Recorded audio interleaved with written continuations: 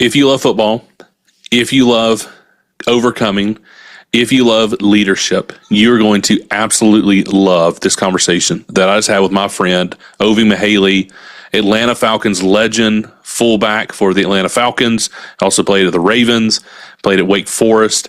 He is a Pro Bowler. He's an all-pro fullback, just an incredible man, and I'm so glad I had a conversation with him about his life, the leadership nuggets that he learned, some of the NFL Hall of Famers that he played with, but also just his upbringing and striving for excellence. So here's my friend, Ovie. Welcome to Market Mavericks. I'm Matthew Eford. Join me as I speak with leaders who are redefining industries in every corner of the market. From startups to established businesses, we'll uncover the strategies, challenges, and insights that drive success. Get ready to be inspired by the Mavericks who are shaping the future of business. Welcome, everybody, to Market Mavericks. I have a dear friend, Ovie, with me here, Pro Bowler, Atlanta Falcons. Thank you so much, Ovie, for joining us today. Those people who may not know you, may not have the opportunity to hear you. Tell us about your story, right? Tell us how you got into football, how you made it to the pros. Give us some of the backstory there. Yeah, my story is an interesting one because I was not supposed to do the things I did, and I was not supposed to be here, literally, figuratively. My parents were Nigerian immigrants. They did not know about sports whatsoever. Wow. Football to them was soccer. My dad is a doctor. My sister's a doctor. I was supposed to be a doctor. Like, if you ain't know anything about African parents or even immigrant parents, it's doctor, lawyer, engineer. You got to pick one. Sure. You're not going to be a poet. You're not going to be no writer. You're not going to be like, I want to do sales. No, they want you to be a doctor, lawyer, engineer. Anything else is disappointment. So my dad was, I wasn't struggling, but he worked hard. He was a security guard, worked at Burger King, was a teacher, did all types of odd jobs to just provide for his family. I remember staying in a one-bedroom apartment in New York City when he was going to Tufts or med school, and we had a game where it was see who can kill the most roaches in a day. Wow. And I vividly remember that story. And I always won because, I was a cat. I'm like, I just get it. And, we had some great Spam sandwiches. And so it just, I saw my dad struggle. I saw him work hard. So hard work from day one was always something that was ingrained in me because he didn't allow anything else. He would always talk about how excellence is a standard. And what I loved about my dad is that he didn't just say it, he showed it. Yeah. And so when he went from New York to Texas to pay off all the loans that he had, and he finally got to Charleston, South Carolina, where I grew up. And, he started building his practice, getting a couple locations. And, we were like upper middle class. It was great. Things were wonderful. Went to a fancy private school called Porter Gould. It was interesting because I was the only black kid in my whole grade. Okay. Only 4 in our whole high school. One of them was my sister. So It was an interesting dynamic. I made friends playing football, and it was times where on both sides of the football field, our team, their team, I'm the only black guy in the whole whole game. Wow, so it was very interesting because, talking about hard work, I busted my behind to try and be the absolute best, but, the competition wasn't that great. And so I did not really get the looks in college that I thought I would. I'm like, I'm all world and I'm all this and I'm player of the week and the player of the month and I got state championship and like, yeah, but you're playing against like itty bitty kids who are not going to college to play football. And so I'm like, but I went to the school to get a great education and Porter Gould gave me a great education, but at football at the time, our competition was okay. It just wasn't like a 4A, 5A public schools. And I would hear about it when I go to church. I went to all white high school, almost an all black church, St. Andrew's Church of Nazarene. It was mostly a church of color, and like some of my friends would be like, hey, "Those aren't real records. Those aren't real, whatever." And so it messed with your mind.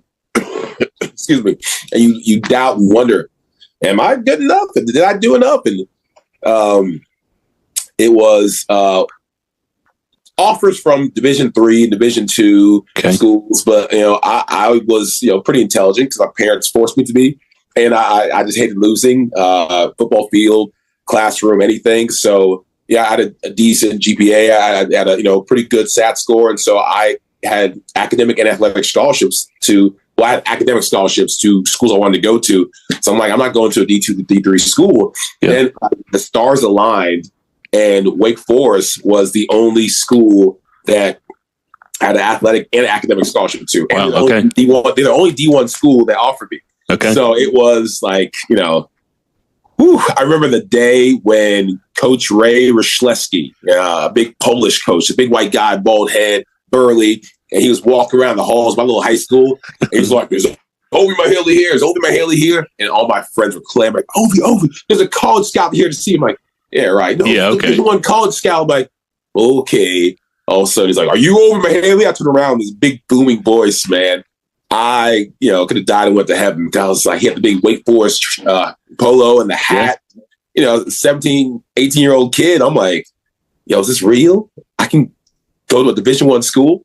Went through the whole tour, and at the end, Coach Jim Caldwell was like, "Hey, Ovie, would you like to?" I said yes. Before he even went through it, I said yes. So from there, went on to the NFL, did some really exciting things. But my story is one that it's one where I've been extremely blessed. I definitely worked hard, but I was given what I feel like is the most important thing for anybody, which is an opportunity. I was given an opportunity to be at my best time and time again, and I was prepared for the most part for those opportunities. Yeah, and it sounds like you learned it from your dad, right? I mean, you went through some very difficult circumstances with your family, killing roaches, making games out of it, okay, I'm going to work hard. And what do you say? Excellence. Everything is excellence. Excellence is standard. Excellence is standard. Mughelli's number one. He had that mentality to where before, affirmations were a thing, he was already having us talk about and speak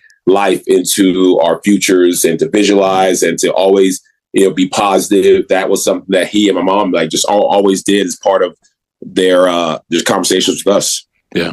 I love that. And I love that obviously that played out for you on the field, right? I mean, you were putting in the work to get prepared. You have a God-given ability, but you utilize that God-given ability and you made the most out of it. And I love that you did that.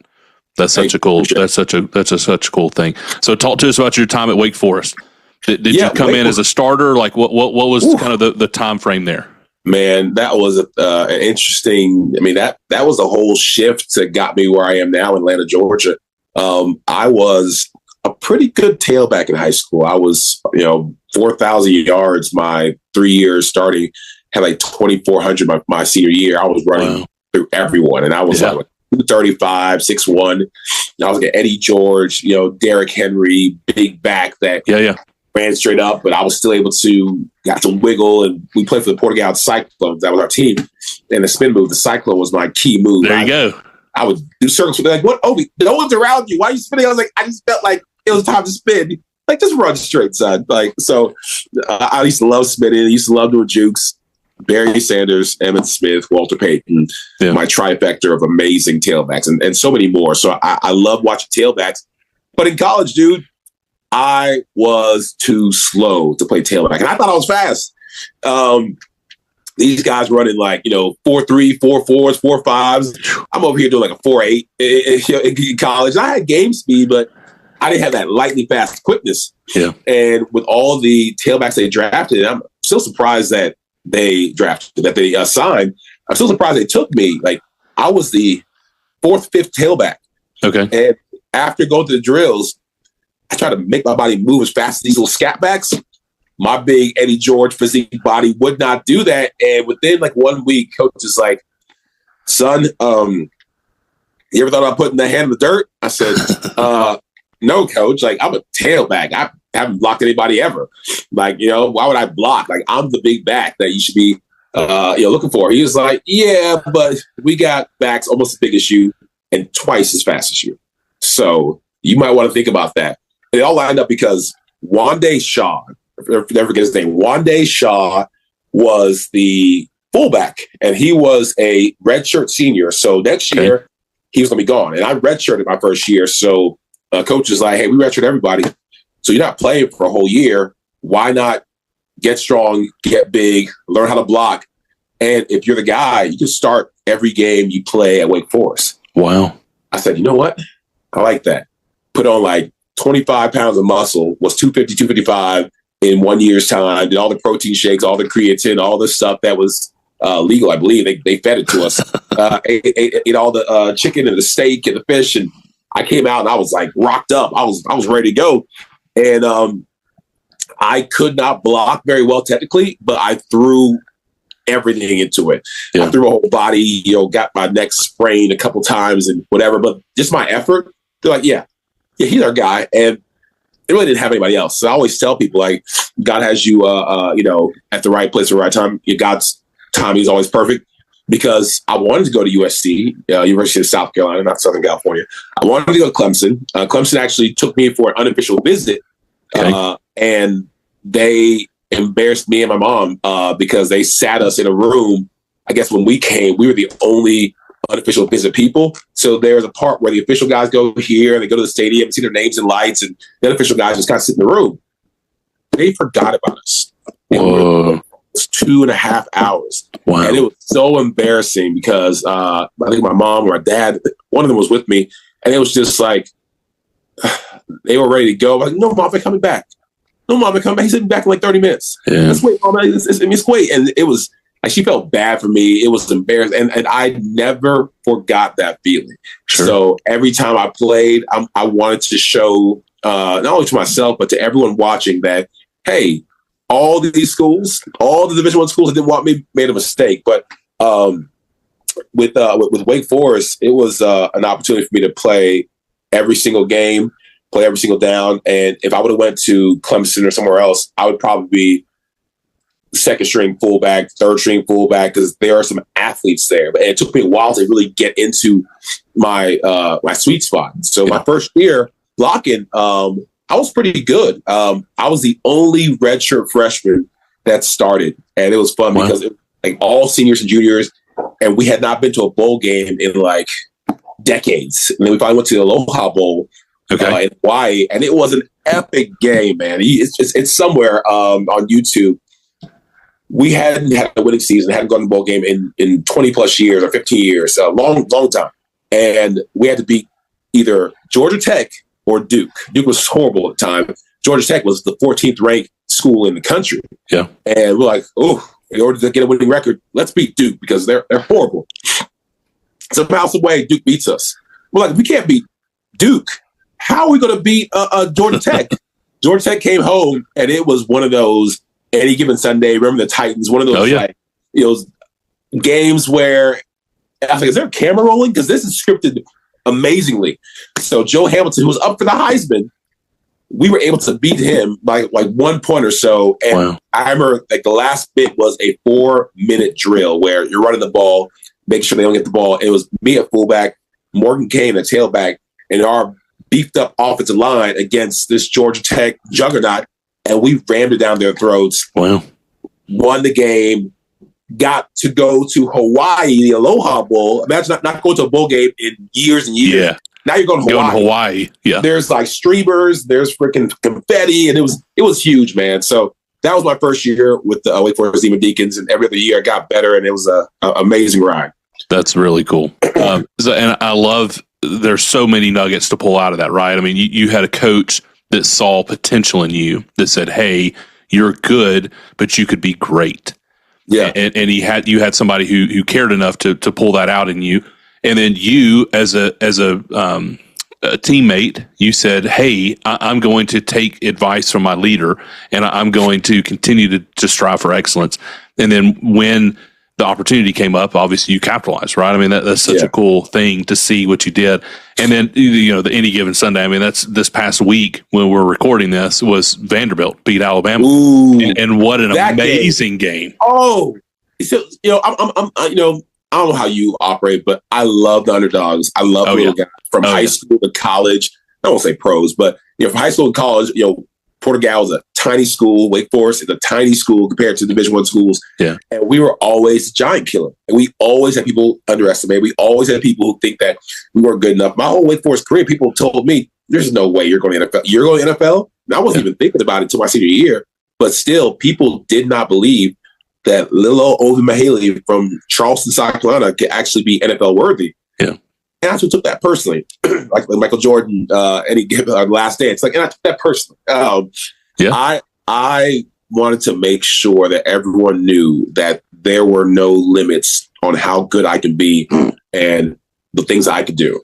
I love that. Yeah, and there's something about proving other people wrong, right? There's something about having a chip on your shoulder and saying, you know what, especially if you take it from a man of faith, right? God's called me to this.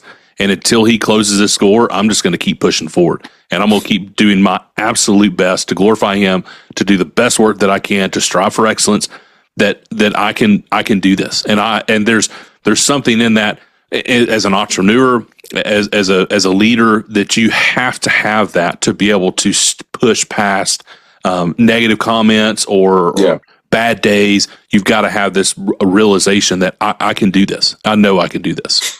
Yeah, and that's something that is a common theme throughout my whole life, because I know I look big and strong and confident. I've been terrified more times than not throughout my life journey, my football journey, like straight terrified, where I'm like, I can't do this. Almost paralyzed with fear. The only thing that's getting me through is like reaching back and grabbing God's hand and realizing that, I'm not only a child of God, but I'm a child of God. Like, what does that really mean? Yeah. When you realize the power of that statement, what that means, you're able to do anything. Because, I remember just my first time starting in college football, it was just nerve-wracking. I remember my first time in padded practice, 2-a-days, and these guys, Dustin Lyman and Kelvin Moses, these were all ACC, second team all ACC linebackers of Wake Forest, and our defense was lauded. Like, we were, a top 4 defense in the ACC, and so I was just a little tailback playing fullback, learning how to play the position. Yeah. These guys were knocking me around, and the pain and the soreness, and like, I think I closed my eyes when I hit people. And it could have knocked me back in several different ways, literally and figuratively, several ways, to where I was like, you know what? Time out. I'm done. I quit. I'm out of here. Yeah. And there was a time where I called my mom. I was like, Mom, I don't know if I can do this. And she, because my dad never really fell in love with football, they're like, son, we can pay for your school if you want to, or you can use your scholarship if you don't want to, because we don't want you to do something that you do not like. Yeah. And excuse me, I considered it for a while, but I just refused to say, well, for me, like, if he can do it, I know I can do it, and I had that mentality that powered me through, because I'll tell you, man, it was some long days, high school, college, and especially from professional level. It was some long, long days to where I'm like, what am I doing? Yeah. Am I good enough for this? Can I get this done? So let's take it to the professional side. I mean, I would love to hear about that process of going from you're playing now, you're starting as a redshirt freshman, you play until your senior year, you start getting serious about going to the pros. Yeah. One nugget that I want to pull out of that is you had some great people around you, right? You had great teammates, you had great coaches. He who walks with the wise becomes wise, but the companion of fools suffers harm. Proverbs 13:20. It's part of Iron Forums, which is the connection that we have. That's how we've met. It's who you surround yourself with. It can make you better, or it can take you in the other direction. And so you had great players around you helping challenge you, sharpen you. As iron sharpens iron, so as one man sharpen another. So I love to just kind of pull that out of the story, but talk to us about the professional. I've never been drafted. I've never been through that process, right? I mean, can you give us some insight of what that process was like senior year into as a rookie in the NFL? Absolutely. Yeah, I mean, you could have been drafted, Matt. You just wanted to let everybody else get a chance to play. You were very gracious and not you're kind. No, I was not that good. Dream. So, but no, the process is insane, dude. Like I have never been so locked in, because talking about like just being terrified, the process was mind-numbingly just tense at all times, because my agent was very clear, and he was right. Any small thing can derail your future and your opportunity. Any small thing, from what you say, what you don't say, catch you drop at the right. You can catch all the balls that are thrown to you. You drop them when the lights are on and you're doing a drill in front of like 52 scouts. You're horrible. Even though you're good, you're horrible. And so my senior year at Wake Forest, I started out fast. Our first game against Northern Illinois, interestingly enough, against my future teammate, Michael Turner. Nice. Michael Turner had three touchdowns. I had 4 touchdowns. I actually ran like a 55-yard run at fullback. I took off, and there were DBs struggling to catch me. And I came back for that game with, again, 4 touchdowns. They won by like 1 point. It was 42-41. It was a heck of a game. But I was like, man, stop that Michael Turner guy, man. He's soft. He's terrible. Mike's like, man, stop that Ovie Mughelli guy, man. He's a big lunkhead. Not knowing that we be teammates and good friends. We have our own podcast, Believe in Falcons, BLEAV in Falcons. Nice. We do that, and we have a good time. But it's great. Thank you. So after that first game, all of a sudden, like, I was on the radar, and I could not read my own news clippings. One thing I'm proud of myself is that I didn't think it was real. I didn't act like it was real. I was just very workmanlike. I was like, one game at a time. I wanted to perfect plays. I wanted to make sure that I showed everybody that not only was that mistake in my freshman year where no one chose me, one of the biggest mistakes that the college community made, but it's a mistake that they will never forget, because my goal is to be the best darn fullback in the country. And after just showing out against, like, I remember it was a big game against UNC, and Julius Peppers were there. Okay. And of course, Peppers was a beast, but I got him more than a couple times. I remember them saying, like, who is this fullback from Wake Forest who's going toe to toe with like a first round, NFL superstar? And like, who is Ovie Mughelli? And they were like, you're right. Like, who's this? No one cared about fullback. No one drafts fullbacks. At the end of the year, went to Seattle Bowl against Oregon, because they always said Wake Forest not playing anybody. We went against Oregon, Ontario Smith, Haloti Ngata, which was a fellow teammate in the Ravens, like big guys. We ended up beating Oregon. Again, like, all the jerseys, Wake Forest beat Oregon. And I had 2 touchdowns that game too, like 1 or 2 touchdowns. And I was banging those linebackers. It was just a preview of what I could do in the NFL. And these were, big time Oregon linebackers. I was just banging them, taking them to town, making sure when I hit them on the ground, I do a little extra so everybody sees me, because no one sees the fullback. The camera's following the ball. So I have to make a spectacle of it, I've learned. And so I hit a guy, I hit him, shake him a little bit. But after the year, it was just scouts, and it was them coming to practice and stay calm. It was them, going to my coach. Coach was like, hey, scout came and talked to me. I'm like, this can't be real, because again, I'm a regular schmegular guy.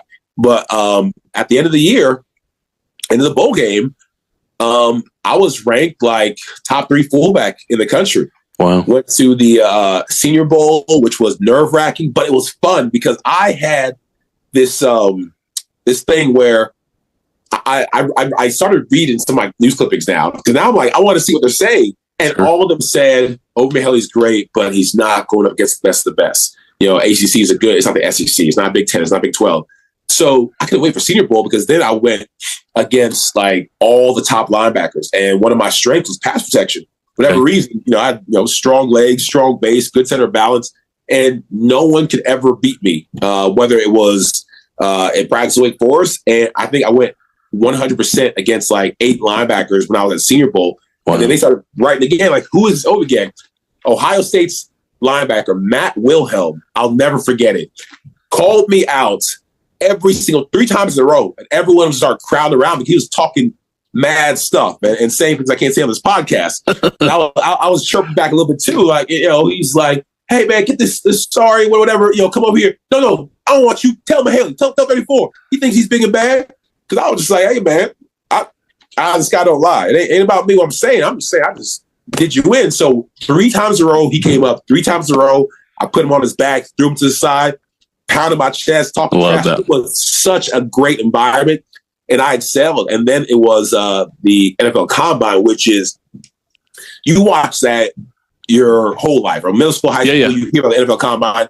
But to get invited there, get your little number, go to Indianapolis, and man, that night, Matthew, before the combine, when you're trying to get some sleep, you're trying to just relax and have some peace. I mean, another God moment, because I'm like, God, it is what it is. For Senior Bowl and combine too, like it's just, and it's bad. Like I tell my wife and I tell my kids, some people I talk to, don't do what I did. Don't really pray and really lock in and really get in tune with God only when you need Him, the biggest moments. Yeah. I mean, don't not do it. Don't say, oh, God, I feel bad. I haven't done it, so I'm not going to do it. No, He still wants you there.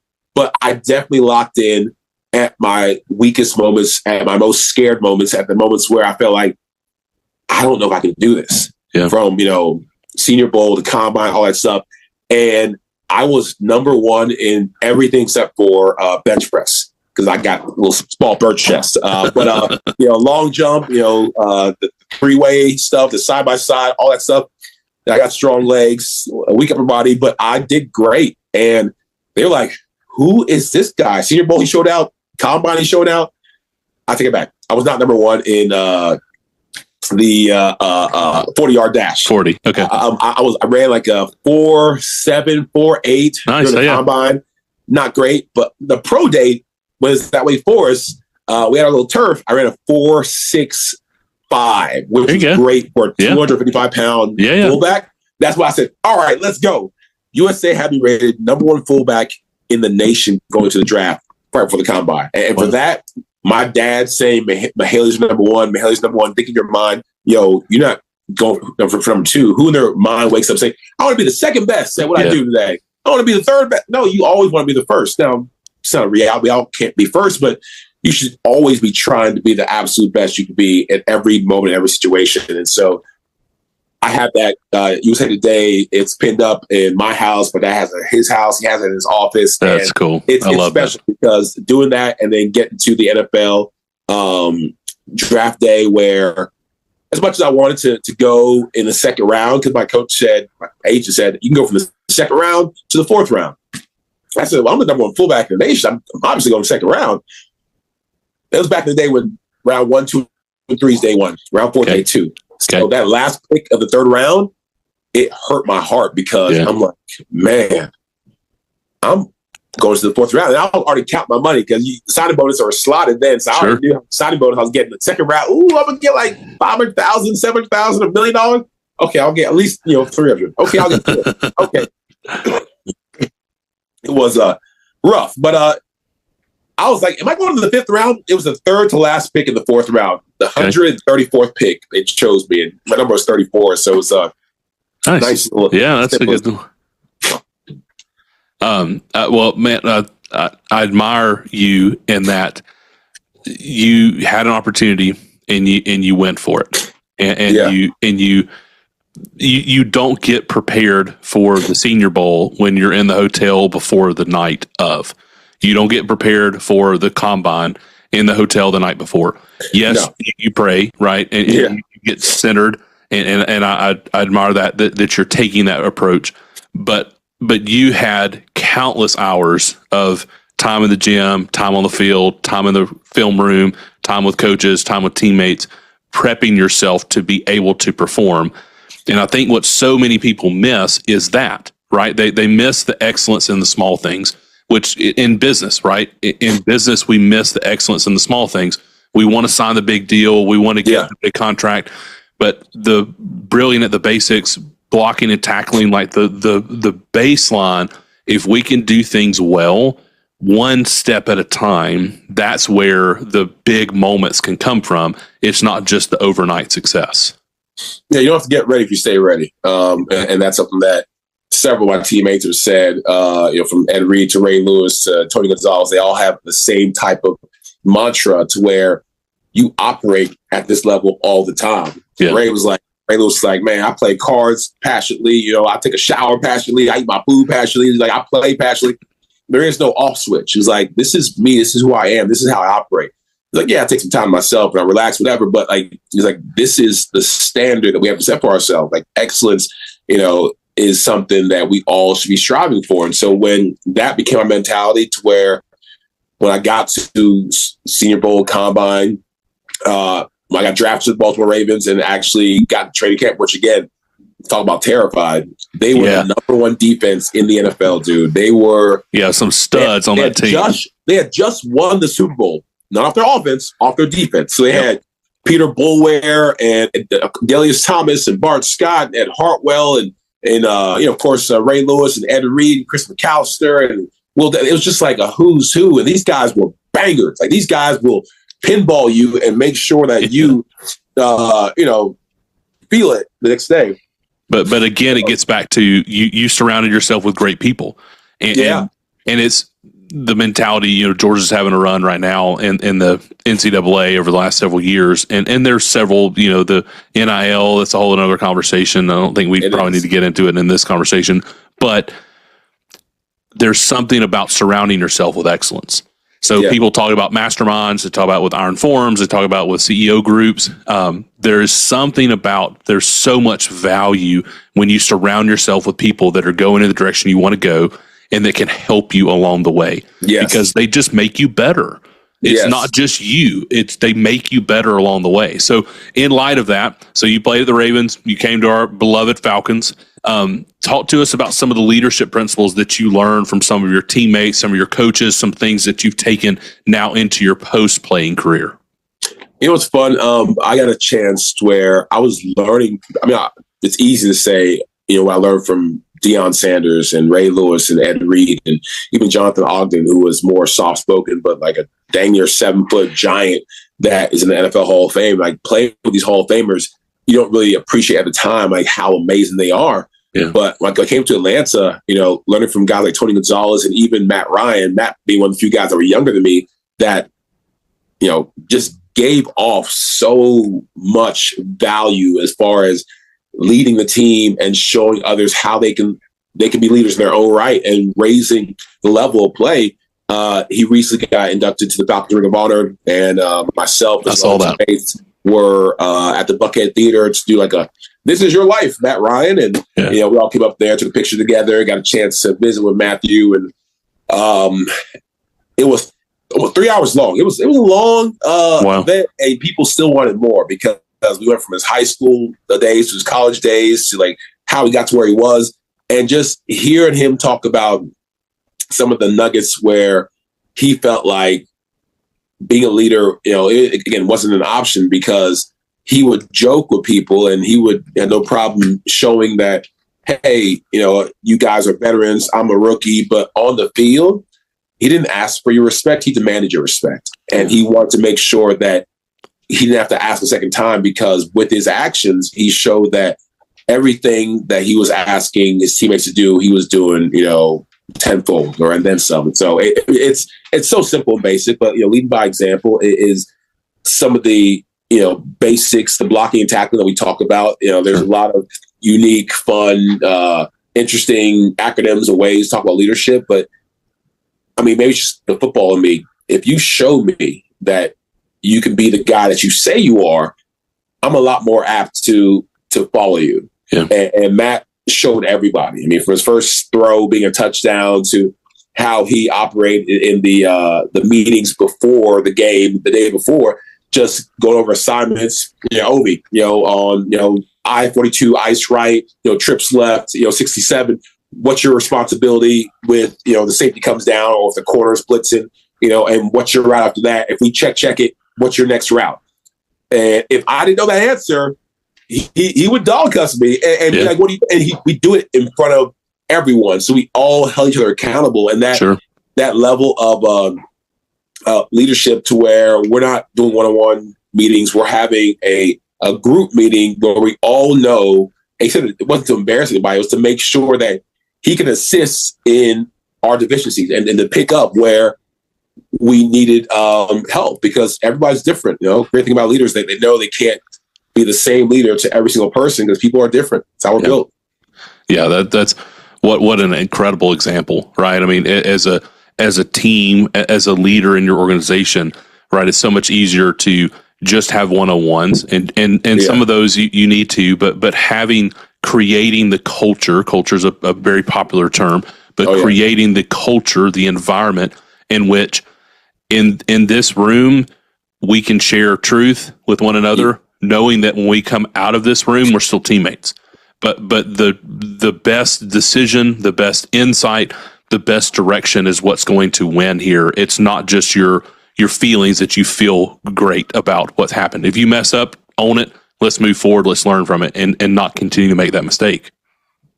Absolutely. No, I think some of the things that have happened in real life, where whether it's true or not, the stories about Russell Wilson, stories about Aaron Rodgers, where, when you get too big for your britches, when your ego gets too big and, your players aren't really with you, it affects a team. And so that leadership has to be authentic. It has to be something where guys don't feel like you're doing it because you're supposed to do it. No, you're doing it because that's how you feel. And that's, what you really want to put out there. That's a genuine, person they're talking to. They don't feel that. People are pretty good at smelling BS, and they're pretty good at seeing that when it's manufactured and not genuine. And it's hard, especially in the gritty game of football, to maintain that facade, through the rough and tough times of the game. If you can't show that you're the same guy in the locker room, on the practice field, in the game, then guys are gonna have a hard time, laying it all on the line for you. They're have a hard time leaving it on the field. The best coaches who are always great leaders, not always, but the coaches who are great leaders are the ones who really make the team feel that if they could strap on a helmet and put on some pads and go out there, they would, because they believe in you. They want to fight for you. They want to help you win. They're in this with you, not just I'm high and mighty as a coach. I'm high and mighty as a quarterback, and you peasants go do what you want to do. No, that doesn't work in football, I think, in business or in life. Yeah, no, I love that. As a leader, you should be part of the team. And you should be leading by example. I think that's an excellent point. So let me ask you one more question. I could talk to you all day about football. Let me ask you one more question. Pro Bowl. Talk to us about the experience of going to the Pro Bowl. Like what was that? Give just some insights into that, and then we'll get into your post-life career or your post-career life. Sure. It was contract year when I was in Baltimore, where I had the late great Steve McNair, rest in peace, was my he's my advocate. He's like, "Oh, Jamal Lewis is great, but your hands are better. Whenever you're open, I'm throwing you the ball." Because the knock on me, my third year, which my third year in the NFL, third year with the Ravens, my first year starting, was that, he's a big, lunky fullback, but he can't catch. And they just threw that moniker on any fullback. Oh, he's a fullback. He can't catch. I'm like, I can catch. Like, throw me the ball. And they got dropped maybe one ball all season long. Like, I was laser focused on catching the ball. Wow. We had a great year with Jamal Lewis. I prayed my behind off to get that contract year be as best as possible. And that was my first All-Pro that I got. And that got me the big contract in Atlanta, where I was the highest paid fullback in NFL history. Signed a 6-year, $18 million deal, $5 million guaranteed. Amazing. Insane at the time. Again, Arthur Blank flew his private jet to come to at Baltimore. And then he went to Charleston to pick up my parents because they'd never been on a private jet. Yeah, that's amazing. And to have my Nigerian what a cool experience. Be on a billionaire's private jet to go and sign their son's $18 million contract was one of these moments to where I'm going back home to Charleston next month, and my room is still the same as when I was in 7th, 8th grade. So it has the posters up. I still got the Michael Jackson Bad poster. I still got Walter Payton up there. Thankfully, my mom changed the bed. It was getting old and freaky. But it's pretty much like the same room, the same area. I'm like, every time I go back there, I'm like, I can't believe that this kid got these opportunities and was able to walk through them and was blessed in this insurmountable way. So once I became the highest paid fullback, and my mentor, Lorenzo Neal, Buckler Dane Thomason, was I was making double what he was making, because they're like, "Hey, Ovie's younger, he has more skills, he can catch, blah, blah, blah." But unfortunately, my first year in Atlanta was rough because Michael Vick went through his dog situation, and so we only won 3 games. We were losing almost every game. They had 4 wides, 5 wides. Did not use the fullback. Did not use me. I didn't have death threats, but I had very nasty emails and letters and DMs saying why did we pay a fullback all this money? You're not even playing. You only played 13 plays this game, and so you're making this much every single play. You're the worst, and you're terrible. You should quit the team. Give the money back. I'm like, wow. People in the grocery store would come to me. You that fullback? I don't even know why we got you. I'm like, nice to meet you too. It was weird. But thankfully, the next year, Matt Ryan came, Michael Turner came. We started getting a whole lot better. But going back to your question, the Pro Bowl year, it was just like I'd gotten the contract. Now, for me, I wanted to show everyone, including myself, that I'm not just the highest paid fullback in the NFL. I'm the best fullback in the NFL. And it was, I had to push myself harder than I thought I could even push myself to be able to get a distinction and to get the eyes on me and to show people.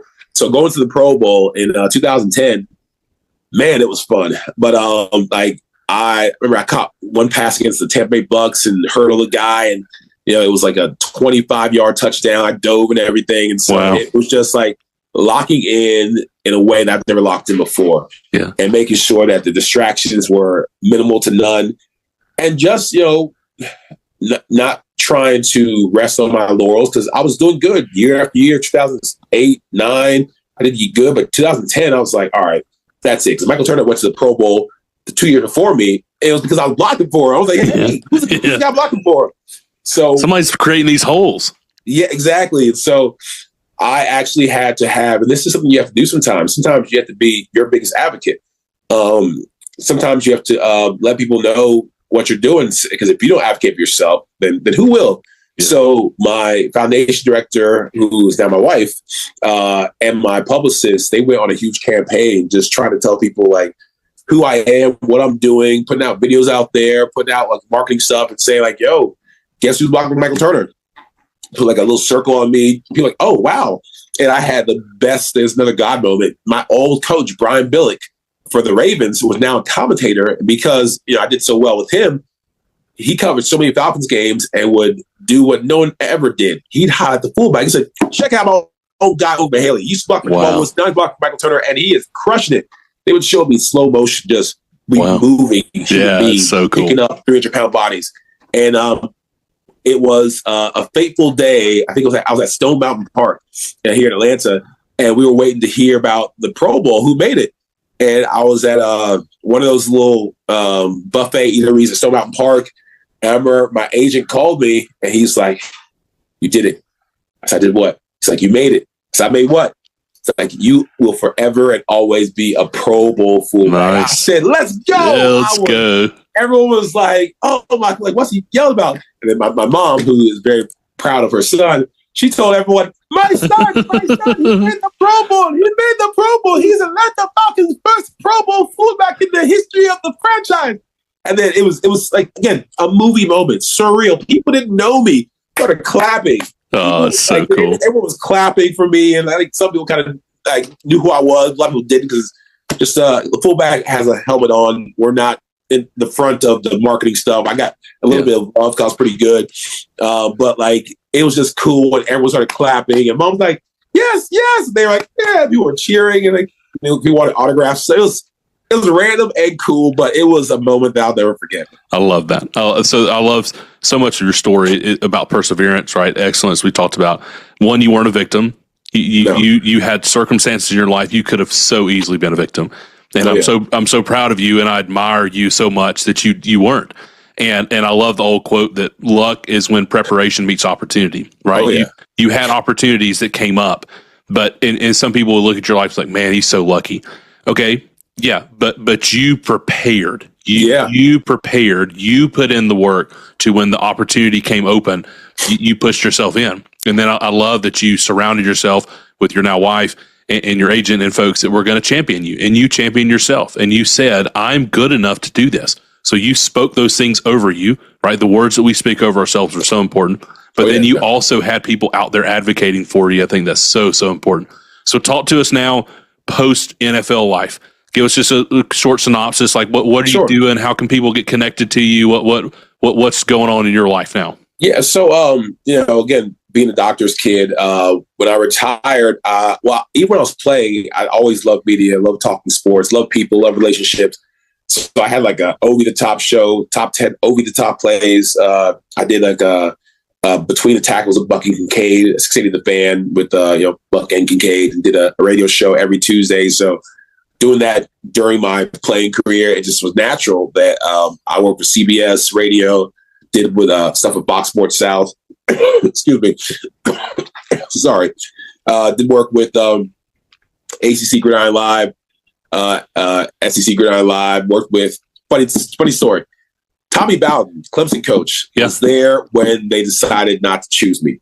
He became one of my co-hosts at ACC Gridiron Live. No way. Every time we talked about, looking over players, like my co-host Tim Couch from the Browns and Keo Spikes, Bengals, Jets, Eagles, lots of teams, he'd be like, coach, who would do that? Who would overlook a player that ended up being a 2-time All-Pro fullback in the NFL? Ended up being an All-American college. Who does it? Oh, it was you, coach. Oh, you. It was Ovie. You did that. It's right there. Coach like, I know. Ovie, I'm sorry. I said it 1,000 times. Coaches make mistakes. Like, you made a big one, coach. They trash all the time. But, I did some TV, radio, called games for like Raycon. It was great. Nervous and excited. I called like Lamar Jackson's game at Louisville. Wow. Yeah. You got a chance to call maybe 2 years of games. But after that, worked for Sports Illustrated as well. Went to Chicago, did this show called 120 Sports. It was like the best damn sports show, but like kind of reimagined. We had like big leather couches. It was great because wore t-shirts and jeans and nice. Got a chance to relax. But after doing that for a while, I got called to my first love, which was medicine. Like I was pre-med at Wake Forest. Took organic chemistry, cell biology, biomechanics. Took anatomy. I was the only football player going into the basement of the gym, cutting up cadavers, putting pins in. Yeah, I bet. Several of those classes, you were probably the only football player in. Oh, yeah. I was, because my guy's like, why are you doing this? You're going to the NFL. I'm like, no, my dad's showing the chance to go to the NFL. And the chance is like 0.001% of having a career more than 3 years. So, my dad making 7 figures, being a doctor. I'm going to follow his footsteps. And that was my mentality. So I loved healthcare, ended up getting involved in the healthcare space. And really right now, I work as an advocate for health equity. I just feel like your socioeconomic status, how much money you have should determine the level of healthcare you have. So I work with, companies, put them in programs where they're able to offer their employees extra wellness benefits, but because we run it through a government program, it's at no out-of-pocket cost. In fact, the company gets FICA tax savings and the employees get an actual pay raise. It sounds too good to be amazing. true. It's amazing. We have the CEO of Sherm who's advocating for us. And we work with large companies like Kaiser and Carvana and Rockefeller Foundation. So it's a really great opportunity to share with people ways to improve recruitment and retention and revenue. Sure. So if there's any business owners that are looking to provide that incredible resource, we're in the process of bringing it online with our employees, and everybody's real excited about it. So how do they get in touch with you? I don't want you to give your cell phone number out, right? I want you to be respectful of your time. We have a great website. It's ONO wellnessconsulting.com. Okay, perfect. NOWELLNESS consulting.com. Perfect. I'll make sure and put that in the show notes.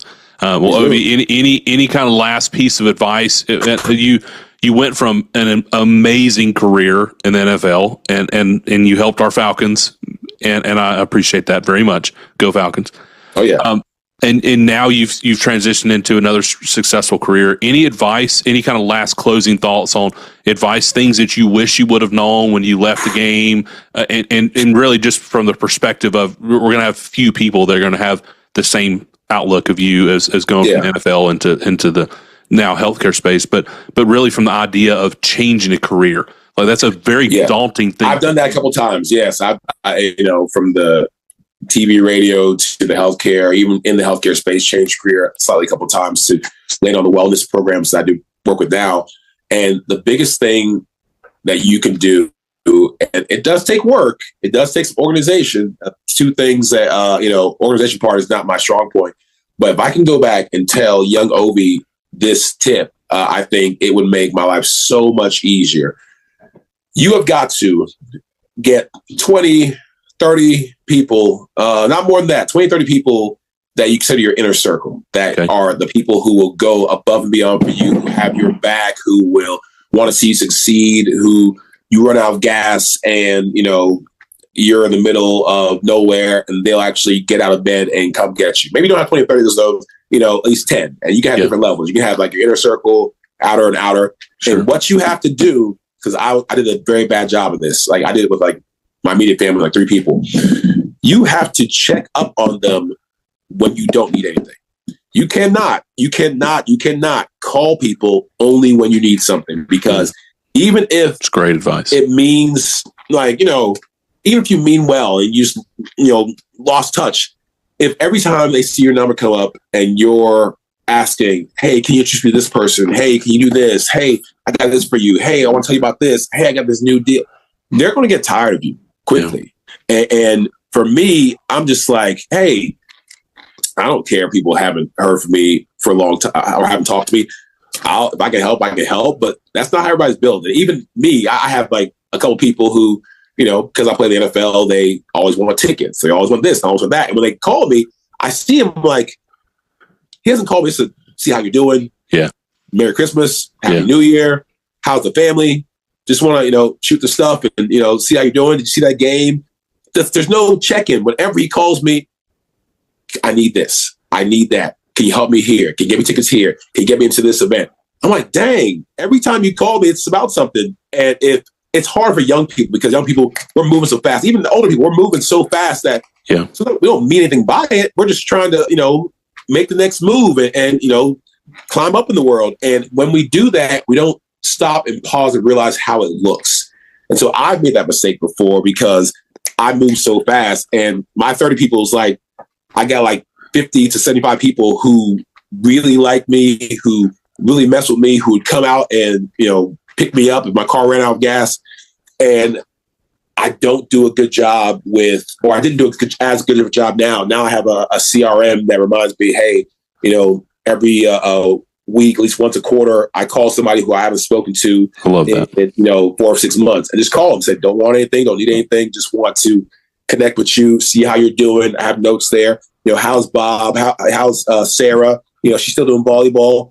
And, I am generally concerned, but also what that does, it leaves a nugget in them to where most people aren't doing this. And so when you do that and you do need to change jobs, you have people who will go to bat for you, people who will, make phone calls and not just say, yeah, if I think of anything, I'll let you know, or I'll give you a recommendation. No, they'll say, this guy is a good human being. He's got talent, he's got skill, but he's a good person who does the right thing when no one's looking.